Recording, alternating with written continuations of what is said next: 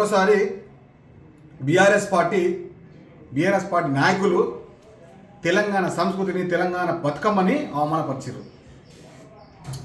సద్దుల బతుకమ్మతో ప్రారంభమైన ఈ బతుకమ్మ పండుగని వారి యొక్క పార్టీ ఆఫీస్లో బీఆర్ఎస్ పాట పెట్టి తెలంగాణ సమాజాన్ని తెలంగాణ సంస్కృతిని ప్రత్యేకంగా తెలంగాణ ఆడపడుచులని అవమానపరిచారు.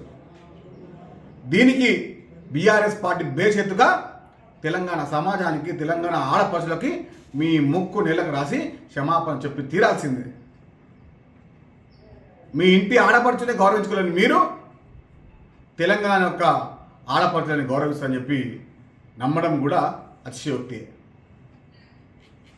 తెలంగాణ యొక్క సమాజాన్ని కావాలని రాజకీయ కోణంతో బతుకమ్మ పాటని అగౌరవపరిచే విధంగా బతుకమ్మ యొక్క పండుగని అగౌరవపరిచే విధంగా బీఆర్ఎస్ పార్టీ నాయకులు ఎవరైనా చేస్తే వారిని అరెస్ట్ చేయాలని చెప్పి నేను డిమాండ్ చేస్తూ ఉన్నా.